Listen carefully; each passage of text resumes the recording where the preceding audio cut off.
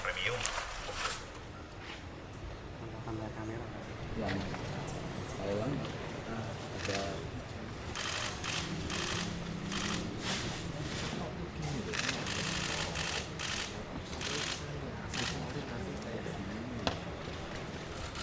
Selamat pagi semuanya.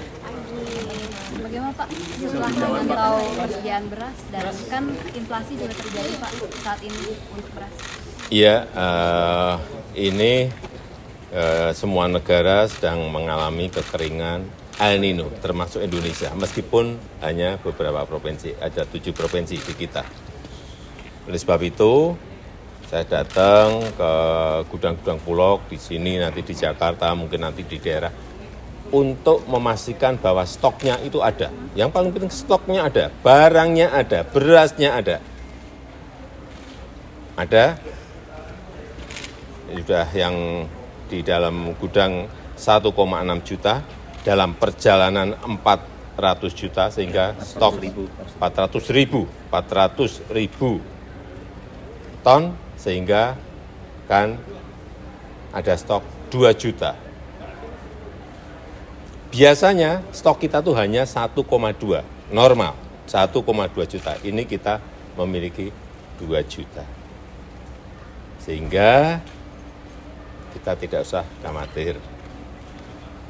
Oleh sebab itu juga mulai 1 September kemarin saya perintahkan untuk memberikan bantuan pangan beras. Bantuan beras ke masyarakat. Setiap bulan kira-kira 210 ribu ton keluarkan oleh Bulog untuk bantuan pangan itu. Dan ini sudah dimulai terus. September, Oktober, November. Kalau stoknya kita lihat masih nanti diteruskan lagi. Sehingga masyarakat jangan sampai terdampak dari kenaikan harga beras. Memang di lapangan ada kenaikan. Meskipun inflasi kita masih terjaga di 3,2%. Ya. Pak, soal impor beras yang dari Kamboja kemarin itu 250.000 ton, apakah jadi disepakati? Dalam perjalanan. itu bagian dari 400.000. Iya. Meskipun tidak semuanya. Realisasi mulai kapan sih Pak kalau untuk dari Kamboja? Kan kemarin waktu bilateral Bapak memang... Ini kan sudah semua, sebetulnya ini kan sudah realisasi, terus berjalan. Jadi barangnya ini dalam perjalanan menuju ke gudang-gudang Bulog. Yang lambat November. Paling lama Pak Kabulok menyampaikan paling lambat November. Dalam perjalanan kan. Masa datang ngomong langsung sudah sampai gudang. Apa setelah itu juga akan impor lagi Pak? Kan Ya, ini untuk memastikan bahwa kita memiliki cadangan strategis stok. Harus untuk menjaga agar tidak terjadi kenaikan. Karena memang produksi pasti turun karena El Nino. Meskipun juga saya lihat angkanya juga tidak banyak.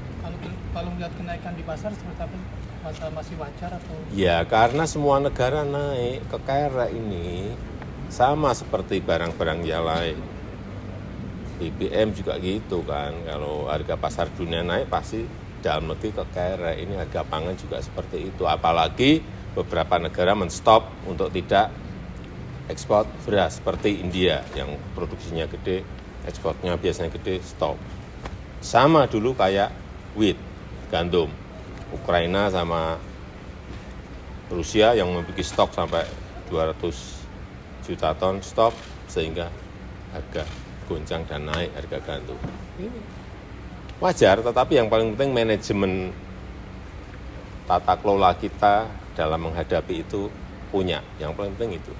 Sehingga nanti ini setelah Rite semua diguyur oleh Bulog, Cipinang diguyur oleh Bulog, kemudian masyarakat juga diberi ini juga kayak operasi pasar memberikan ke rakyat itu. Sehingga stok di rakyat, stok di gudang-gudang swasta, semuanya ada. Paling penting itu, karena yang kita berikan ini 210.000 ton, bukan barang sedikit tuh, kepada 21,3 juta penerima. Ya, udah. Pak, Jelas. Optimis nggak Pak bisa menurunkan inflasi, mengendalikan inflasi seperti Bapak bilang? Kalau di inflasi, saya kira masih akan terjaga di sekitar 3. Pak, selain Kamboja dari mana lagi Pak?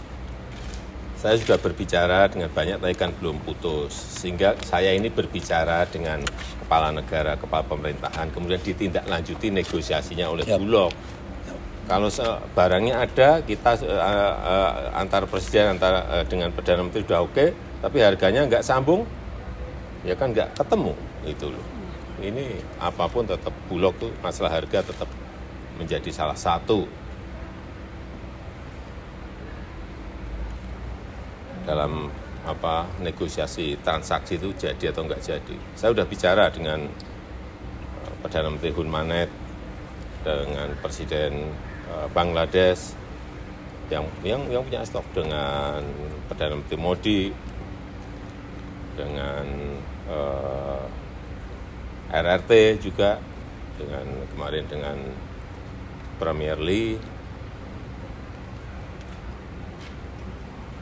Masih kalau stok kita ini sudah banyak, tetapi kita tetap masih melihat di mana yang bisa kita beli untuk tidak sekarang, untuk plan tahun depan juga mengantisipasi. Pendaftaran capres-cawapres yang mau Tanyakan ke KPU. tidak perlu mengundurkan diri kalau misalnya Apanya? Aturannya seperti apa? Kalau aturannya tidak boleh, tidak usah mundur ya nggak apa-apa. Yang paling penting tidak menggunakan fasilitas negara. Yang kedua, kalau kampanye cuti, aturannya jelas. Aturannya harus cuti Pak. Kalau cuti, apakah nanti kementerian lembaga tetap akan berjalan? Lalu Bapak terganggu nggak Pak? Sistem birokrasi kita ini sudah mapan. Tapi pasti diizinkan berjalan. Pak. Kalau menteri Gimana? mau nyapres diizinkan. Izinkan lah. Yang dulu-dulu juga gitu. Tanyakan lagi. Terima kasih Pak. Terima kasih.